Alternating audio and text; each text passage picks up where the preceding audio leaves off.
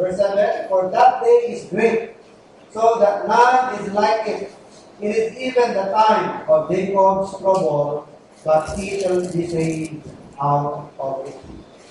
So anong tawag dun sa remaining half of the 7-year tribulation? It is called the time of Jacob's trouble. So, ito ginagawin dito sa Daniel 12:1. At that time shall Michael stand up, the great prince which standeth for the children of thy people, and there shall be a time of trouble. Anong klaseng trouble? Such as never was since there was a nation, even to that same time. And at that time thy people shall be delivered, everyone shall be delivered that shall be found written in the book. So, anong klaseng panahon ito, mga kapatid, the trouble? It shall be a period of time wherein the trouble is unprecedented. Walang katulad na nauna sa kanya na klase ng trouble at hindi na ulit. It has never happened yet, nor it shall happen again.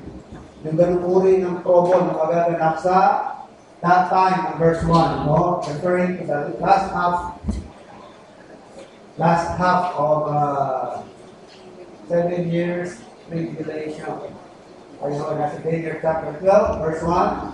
Expression of that time refers to the last half of the 7 years tribulation. And then, ano bang makikita nyo rito? Sa verse 1, andyan din si Michael. No? Sino naman itong si Michael? Michael, the archangel, meron po siyang special ministry for the Israelites. At ano ang kanyang special ministry? His ministry is to protect the nation of Israel. Kasi the nation of Israel will be the focus of the Antichrist's anger. Kapag yung when Satan, the dragon, will be cast to the earth, yahagi siya dito sa lupa. Kasi sa kasalukuyan, apparently merong access si Satan sa Diyos. Diba sabi ng Bible, the accuser of thy brethren, which accuse us before God day and night. Diba? So anong ginagawa ni Satan ngayon? He is accusing the children of God day and night before the throne of God. May access sa Diyos, at ina-accuse tayo. We are being slandered by Satan. O yan pa, Christian, yan pa walang tulong at himo. Tingnan kong ginagawa niya. Anong klaseng mananampalataya yan? So, Satan at this moment, at this present time, andoon sa trono ng Diyos, pabalik-balik.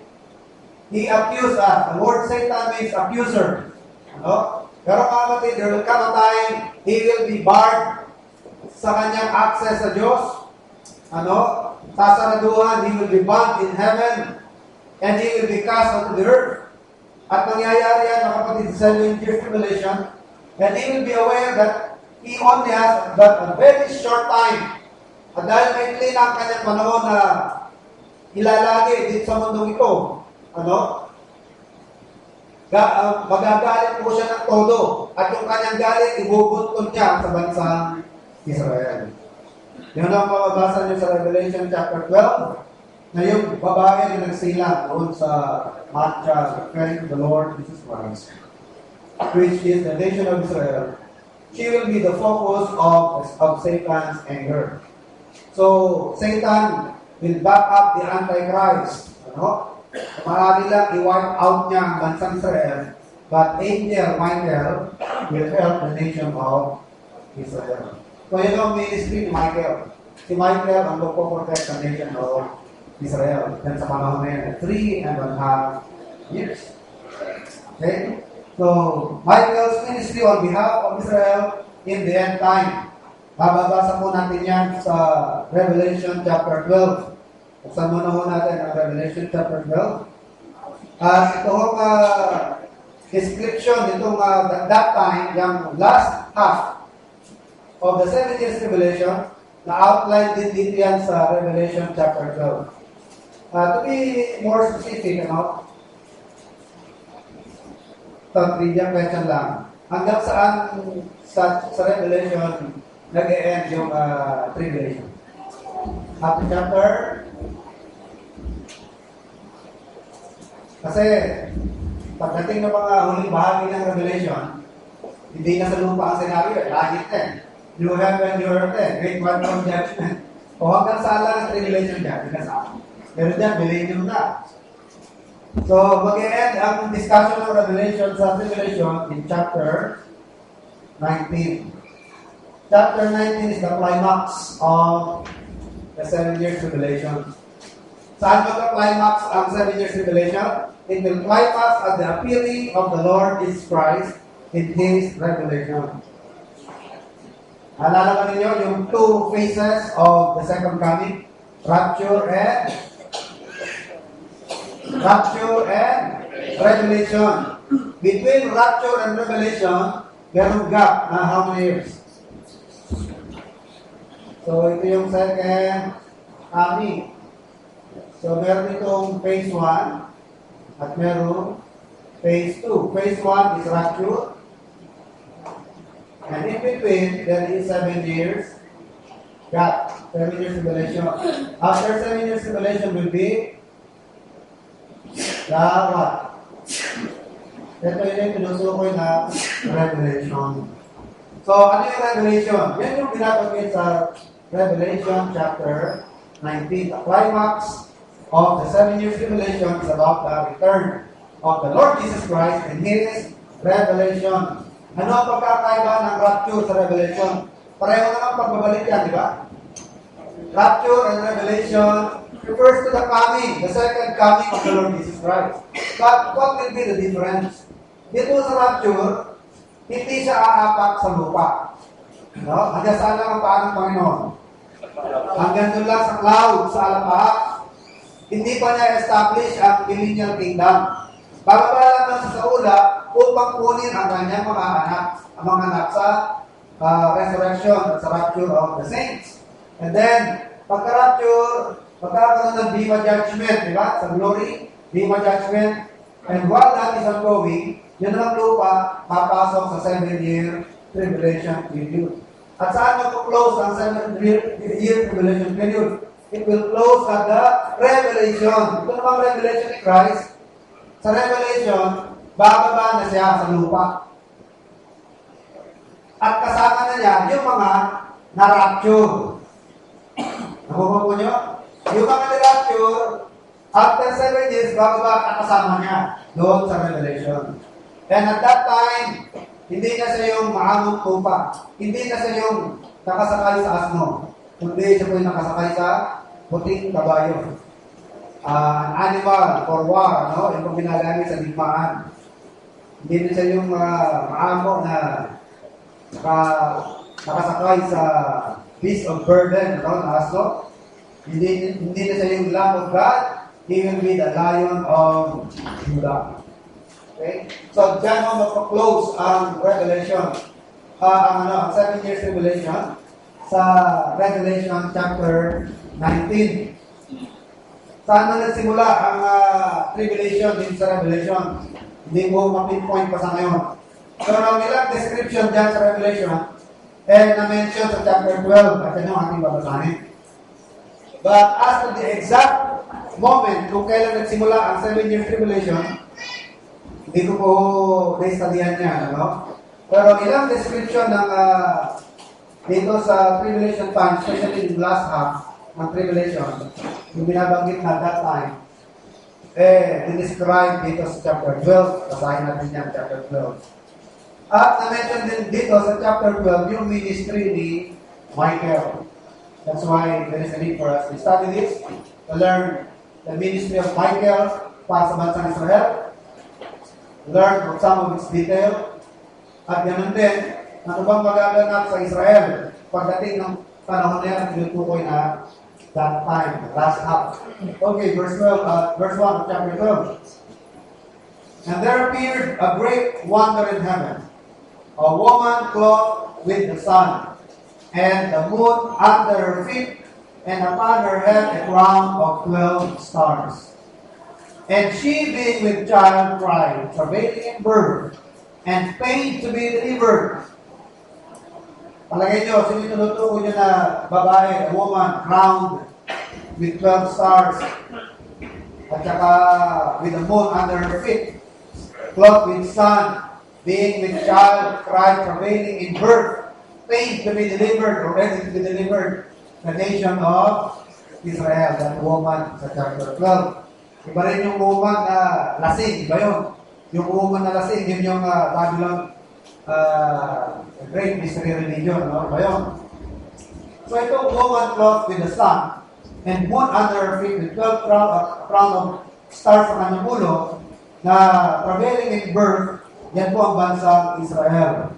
So you may want to make notation sa inyong Bible, no? Para pag binabasa na ninyo yung aklat ninyo, alam ninyo kung sino pinipin po dyan.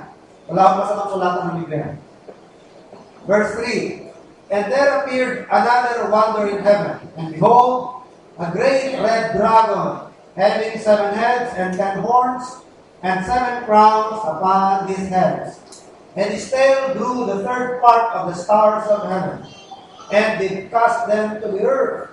And the dragon stood before the woman, which was ready to be delivered, for to devour her child as soon as it was born. I'm not so sure, no? Pero apparently, ito kasi dito ko dito na the third part of the stars.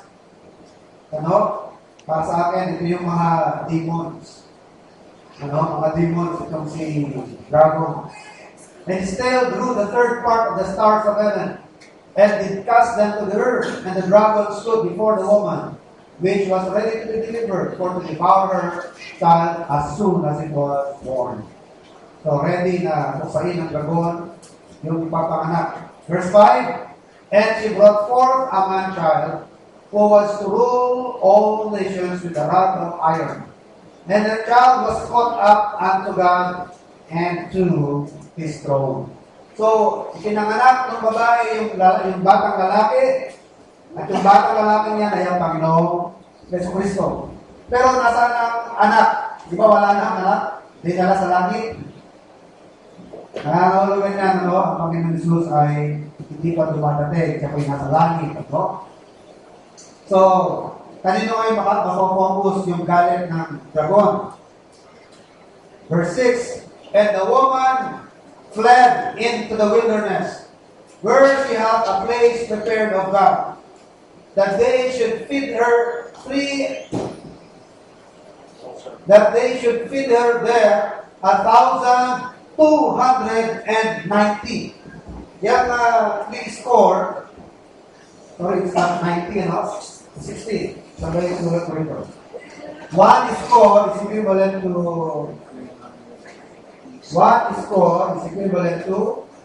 20. So, pag sinabing 3 score, that is 16, no? 1,260 days. Now, take note of that place, you know. And the woman fled into the wilderness, where she had a place prepared of God. Question. Ano yung a place prepared for her by God? Ano yung lugar na inihanda ng Diyos para sa babae? Take note yung babae, that is the nation of Israel. Bansang Israel. At nung uusikin siya ng dragon, she fled to the wilderness where there was a place prepared for her. Tumakbo siya sa ilang na kung saan mayroong lugar na inihanda ang Diyos para sa kanya. At tanong ko sa inyo, anong lugar ang inihanda ng Diyos para pagtaguan ng babae o pagtataguan ng Israel? Kasi kung di siya may tatago, ubus siya. Dahil ang dala ng Antikristo ay ang buong mundo against the nation of Israel. He will rally the whole world against the nation of Israel. Bawawan out ang nation of Israel kung di siya naitago ni Michael. No? Anong nation? Yan, hanapin natin kayo niya. The mountain that shall be divided into 4. They'll split into 4. Put a marker in Revelation 12, magbabalikan natin yan. Hanapin nyo natin yung place prepared for her in the book of Zechariah. Daniel, Jonah, John, Zechariah. Hanapin natin sa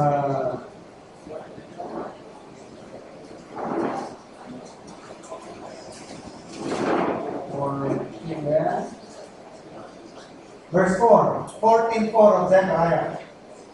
And his feet shall stand in that day upon the Mount of Olives, which is before Jerusalem on the east. And the Mount of Olives shall cleave in the midst thereof, toward the east and toward the west. And there shall be a great valley. And half of the mountain shall remove toward the north, and half of it toward the south. And he shall flee to the valley of the mountains, for the valley of the mountains will reach unto Azal. Yea, he shall flee like as he fled from the earthquake in the days of Uzziah, king of Judah, and the Lord my God shall come, and all the saints with him. At yan, balikan ng Panginoon, Mount of Olives. So, you may write that down, Dito sa Revelation 12, in verse 6, a woman fled into the wilderness, where she had a place prepared of God, that they should feed her. Dahil matagal siya i-maintain ng Panginoon, 1,260 days. Verse 7. Take note, verse 7. And there was war in heaven. Ito na, Abangan ng mga angels. There was war in heaven. Michael and his angels fought against the dragon, and the dragon fought and his angels. Labanan ng mga angels ito. Habang tribulation dito, yung 3.5 years tribulation, ongoing ang pagdurusa ng mga tao dito sa lupa at pagpapahirap sa mga tao ng ating Kristo. Pero din naman pong labanan ang nagaganap between angelic forces in heaven. And there was war in heaven. Michael and his angels fought against the dragon, and the dragon fought and his angels. And prevailed not, neither was their place found anymore in heaven. So, pinalaya sila sa atmosphere. 7:9. And the great dragon was cast out, that old serpent called the devil, and Satan, which deceiveth the whole world. He was cast out into the earth, and his angels were cast out with him. And I heard a loud voice saying in heaven, Now is come salvation and strength, and the kingdom of our God, the power of his Christ. For the accuser of our brethren is cast down, which accused them before our God day and night. And they overcame him by the blood of the Lamb, and by the word of their testimony, and they loved not their lives unto death. Therefore rejoice, ye heavens, and ye that dwell in them. Woe to the inhabitants of the earth and of the sea, for the devil is come down unto you, having great wrath, because he knoweth that he hath but a short time. So pag binarahan na si Satanas, kasang kalangitan dito sa universe, he will be cast down to the earth. Lalo siya magbawala, Kaya sabi ng verse, haba ng mga nasa lupa, dahil andyan na si Satanas. At nagwawala siya because he knoweth that he had but a short time left. 13. And when the dragon saw that he was cast unto the earth, he persecuted the woman which brought forth the man-child. And to the woman were given 2 wings of great eagle, that she might fly into the wilderness into her place, in the Mount Olives, where she is nourished for a time, times, and half a time. 1 year, time, times 2 years, and then half a time or half year.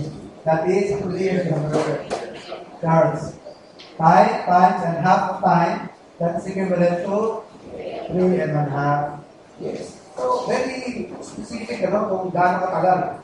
Talagang pinaalam talaga kay Daniel yan kung gaano katagal yung 7 years tribulation o yung tribulation. Kasi yung binabanggit na that time, that's just the half. So, dodoble mo lang yun, that's equivalent to 7 years. At minention kay Daniel kung gaano katagal yung half of the 7 years. Binanggit sa kanya kung gaano kahaba yan, kung ilang araw mismo. Okay? Verse 15. And the serpent cast out of his mouth water as a flood after the woman, that he might cause her to be carried away of the flood. And the earth helped the woman, and the earth opened her mouth, and swallowed up the flood which the dragon cast out of his mouth.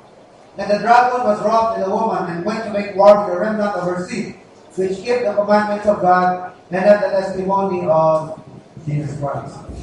Now, iwan mo natin sa sandali yan, chapter 12. Sabi ko nga, yung 7 years Revelation, mag-culminate or mag-climax sa Revelation chapter 19. And Revelation chapter 19 refers to the second of the revelation of Christ. Yung pagbabalik ng Panginoon.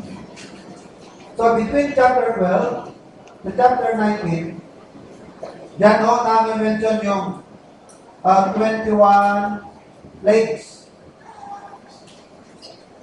Ano ba yung 21 na yan? Tig-7, bali 3-7. Ha? Ano na yung 7 yan? Ano na yung 21 na yan? Tig-7. 7 seals, 7 trumpets, and then 7 apa yung isa? 7 bowls. 7 bowls. Pitong selyo, pitong trompeta, at pitong mangkok na kagalitan ng Diyos na ibubuo sa kalupaan. So, basahin nyo lamang yan, mga detalye yan. Mag-start kayo ng chapter 12 hanggang chapter 16. Yan yun, chapter 16, yung hanggang pitong mangkok. So, dating ng 17-18, so you may want to write if you want to. So, dating ng 17-18, yan how they describe yung destruction ng political and religious world system. The fall of Babylon the Great. Yan na yan. Pag-destroy sa Babylon the Great. Nandiyan kasi yung pinaka-sentro ng pamamalakad nitong Antikristo, no? So that will be the destruction of the political and religious system of the world. Pagbagsak nitong Babylon the Great. No? And that is mentioned in chapter 17 and chapter 18. Pagdating ng 19, yun na yung pagbalik ng Panginoon. No? At sabi niya, prepare the supper of the Lord. But actually, the supper being prepared is what? Ano yung supper na prepare? Yung mga Kristiyanong mga nasa church, kakain sila sa hapunan ng Panginoon. At yung mga hindi church members, hindi kasali, di ho yun. Itinutuloy din na prepare the supper of the Lord. That is, the bigmaan, the war of Armageddon. Yung battle of Armageddon, ang climax na. Kasabi ng Diyos, prepare, kayong mga ibon, ready for your meal. Kumanda na kayo para kumain. Actually, ang kakainin ito ay mga katawan, no? Matay, mga matay sa katulungan. Gaano karami ang mga matay, mga kapatid? Just imagine, no? Yung Euphrates River, dalawa yan, ang Tigris and Euphrates, matutuyo yan. Para makakross yung mga armies from these. Matutuyo yan. Pero sa Armageddon, magkakaliquid ulit yan, pero hindi na tubig. Ang liquid na aabot dyan, dugo ng tao, dugo ng kabayo, na ang taas aabot sa bibig ng kabayo. So yan ang aabot dyan. Ano? At dyan sa bago magsimula ang milenyo, walang gagawin ng mga Israelites kundi maglibig lang sa loob ng 6 na buwan. For 6 months, they were very dead people. Ibubuldozer nila yan, 12 araw, 6 na buwan. Kadami ng mga matay. And blood will flow in that river. At ang taas ng dugo na abot up to the bridle. Yung pinagtatalian ng renda ng kabayo. Oo. Saka, ang mga kabayo na gagamitin, hindi yung mga native na Pilipino na hindi. Mga hybrid, mga stallion. Ano yung mga tawag sa pagdating ng klase ba yun? Hindi na kayo. Mga malaki, mga karera. Mga ginagamit sa Olympics, equestrian na tanda, equestrian. Mga magagaling, limundag, mga malaki kabayo. Hindi lang yan yung mga native na tagabuhat ng kopra. Para naman malamay sa barbecue. Nag-degree na nga yan, no? Kasi, if I'm not mistaken, mauubos talaga ang fossil fuel bago mag-termination. Mauubos yan. Kapag naubos yan, useless sa mga tangke. Useless sa mga aeroplano, useless sa mga barko. Ang gagamitin dyan, kabayo. Mga kabayo ang magmamarka. Kasi hindi mo magagamit ang mga truck mo, nagdadala ng personnel. Yung mga tangke mo, hindi makakadali. Kaya dahil walang fuel. Fossil fuel. Okay, let's go back to chapter 12 of Daniel. And at that time, shall Michael stand up? Hanapin na natin ang ministry ni Michael. And that is to help the nation of Israel sa kamay itong Antichristo, the tribulation. The great prince will stand there for the children of thy people. And there shall be a time of trouble such as never was since there was a nation, even to that same time. And at that time thy people shall be delivered, everyone that shall be found written in the book. Okay? Now let's talk about verses 2 and 3. Ito about sa resurrection naman. No? And many of them that sleep in the dust of the earth shall awake, some to everlasting life, and some to shame and everlasting contempt. Kaya ano ito tinuturo ko dito? Actually, ang context dito ay nation of Israel, di ba? Tama? Nation of Israel ang mention dito. Do you agree? Kasi, tingnan niyo yung verse 1. And there shall be,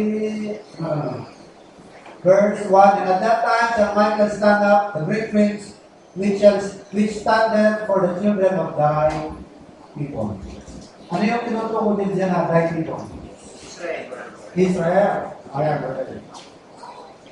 thy people. So, ang context dito is the nation of Israel. Kaya ang tanong, may nalabanggit dyan na Shalawit, di ba? Ano ba yung tinutukoy dito ng Shalawit? The first one. So, nag-exegete tayo rito, hinihimay-himayin natin ang mga verse. Ano yung ibig sabihin dito ng Shalawit? Yung that time, alam na ninyo, that time is the last half of the 7 years tribulation. Ito naman verse 2, and many of them that sleep in the dust of the earth shall awake. So, itong term na awake, refers to what? Refers to resurrection. Resurrection niya.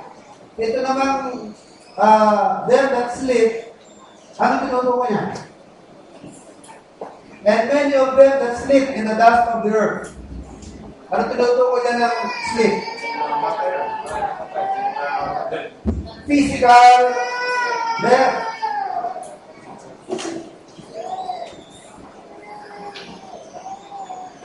So yung expression na, yung word na sleep, or expression na sleep in the dust of the earth, yan po yung figurative nung namatay at nasa mga nililibing. Di ba pagka nililibing tayo, sa Genesis chapter 3, di ba sinabi doon, and you will return to the dust, for there thou art taken, and to the dust you will return. Ano tinutukoy doon? Pag namatay ka, babalik ka sa mata. So, pag sinabing sleep sa earth, the dust of the earth, sleep in the dust of the earth, tutukoy doon sa mga namatay na naibig na. Diba? So, marami sa mga namatay will be what? Will awake. Many of them that sleep in the dust of the earth shall awake. So, gigising sila. Mare-resurrect. Patay na, muling bubuhayin ng Diyos. Ang ibig sabihin na ng gigising, shall awake, refers to what? Refers to resurrection. Okay? Yan ang tinutukoy dyan. Marami sa mga namatay, ibabangon ng Diyos. Gigisingin ng Diyos. Ibig sabihin niyan, sila mga namatay, sleeping, will be awakened, will be resurrected. Kaso lang, ang pag na-resurrect, dalawang destination. Yan. Sa mga nare-resurrect, mga kapatid, dalawa patutunguhan ang mare-resurrect. Dalawa. Ano yung dalawang patutunguhan niya? Yung isa ay sa life, at yung isa naman po ay sa shame. So life connotes heaven. Pupunta sila sa langit, and they have eternal life. So namang shame and contempt, doon sila sa hell. Bakit? But the fearful and unbelieving, and abominable, and murderers, and whoremongers, and sorcerers, and idolaters, and all liars shall have their part in the lake which burneth with fire and brimstone, which is the second death. Whosoever therefore shall be ashamed of me, and of my words in this sinful and wicked generation, him also shall be ashamed of my Father which is in heaven. So saan pupunta yung mga unbelievers, mga wicked? To everlasting shame. Ngayon, tanong ko po mga kapatid, ito bang resurrection na ito na binabanggit sa verse 2? Sabay ba na i-resurrect itong magigising sa life, eternal life, at yung mga magigising in everlasting shame, sabay ba silang i-resurrect according to this verse? It appears, parang isang moment lang ang tinutukoy dyan, but actually, there is a very far and distant gap, pero malaking distansya yung resurrection. Kasi lang, nasan dyan ang distansya? Nakikita mo nyo? Again, kasi isang masusing pag-aaral lang naman ang kinakailangan. Hindi po mo it is taken in just one verse. I-discuss lamang sa isang verse. Ang dalawang event, the resurrection of the wicked and the resurrection of the good does not necessarily follow na they will take place at the same time. Magkahiwalay yung ulit. Ngayon sabihin natin, mangyayari lang ba sa Israel yan? Kasi ang context dito Israel, di ba? Kaya tanongin ko, sa Israel lang ba mangyayari yan? Pero bakit Israel ang tinutukoy dito? Kasi nga, during the time of Daniel, wala namang idea sa Daniel na magkakaroon pa ng Gentile churches. Wala namang idea sa Daniel na magkakaroon ng church. Wala silang idea. Kahit ang mga Old Testament prophets, hindi nila alam na magkakaroon ng church age. Ito, tingnan natin.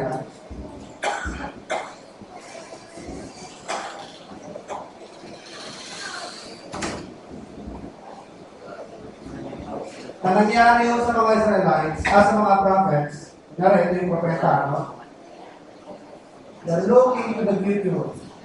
Nakita nila that Jesus Christ will be born. He will suffer. And then, looking into the future, nakita rin nila na He will return. In the clouds of the air.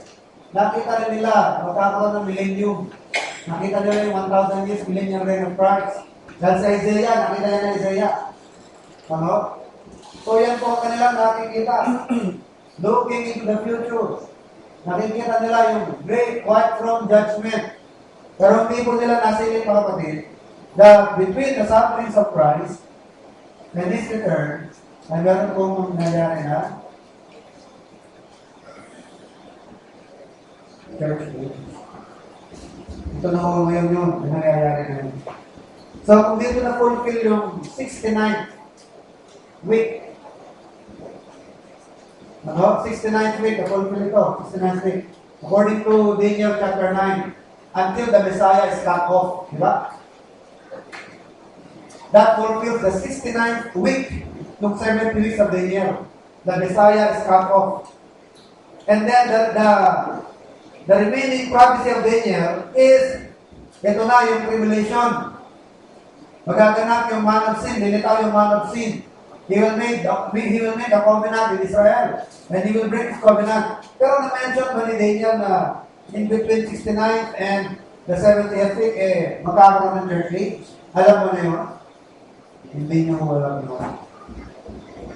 But, bagaman hindi po na-mention niya ni Daniel, hindi nangangulugan na hindi mangyayari yan sa mga believers na masasave during the church age.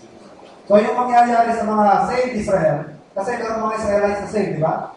Yung mga saved na Israelites, Old Testament saints, mga believers ng mga Israelites, magigising sila into eternal life, everlasting life.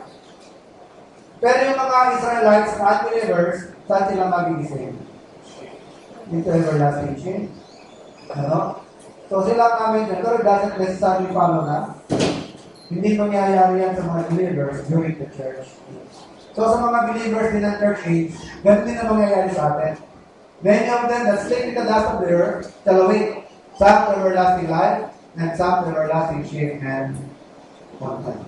Ngayon, balikan ko lang ng verse 2. Dito sa verse 2, between the first resurrection and the second resurrection, approximately ilang years ang gap niya. Yan nasa verse 2 na yan. Mahigit 1,000 taon niya o 1,000 taon niya. Kaya although first and second resurrection or the two resurrections, so yung verse 2, hindi yan nagtuturo ng general resurrection. Kasi ang general resurrection, isa lang ang resurrection. Isa lang ang judgment. Yan ang magtuturo ng general resurrection. Sa atin, walang general resurrection na sabay-sabay. Ang resurrection na pinaniniwala na ng dalawa. It is the first and the second. Kasi ang sabi sa Revelation 20, mapalad ang nakasama sa unang pagkabuhay. Pag binanggit yung unang pagkabuhay, it connotes what? Hindi, mapalad ang nakasama sa unang resurrection. It connotes what? Na merong sa kalawa. Mapalad ang makasama sa una. Ibig sabihin nun, may susunod.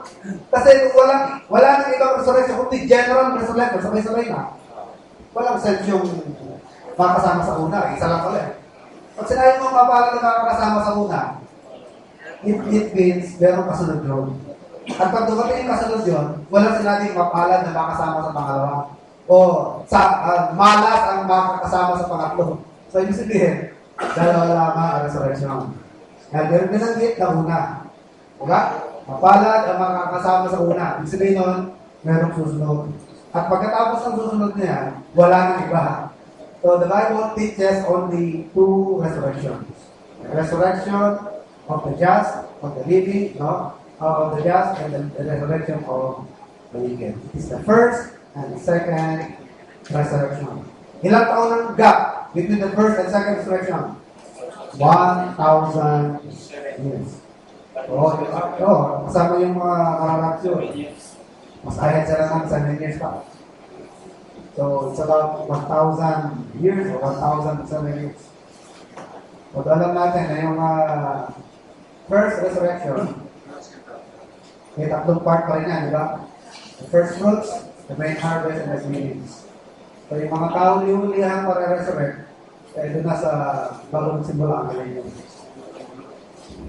Mga pag-iwan sa tribulation at sa tribulation na susunod. Okay, tayo tumulog. Sabi mo pagbukas sa ating panalangin. Kapag dugtong mo ba ninyo? Saan nawakonek-connect sa inyong mga isip. Heavenly Father, we thank you for the time that we spent together. Salamat po ako sa ating narinig. Salamat sa mga natutuhan, diba? Salamat ka mga sa ating natutuhanan. Lahat ng bagay ito. Isa yung mga bagay-bagay na aming hinihintay, inabangan. At sure na magaganap sa aming panalangin namin naman na will help us to become motivated all the more by doing pagsilbihan, knowing that your return is near. Panalangin namin naman na hindi kami makatulog sa pagsitan, hindi nakakatulog naman sa aming mga responsibilidad, sa aming mga duties, kami nakapay habang sa aming kami ko'y nag-aatay, pagpatuloy namin naman ang aming mga gawain.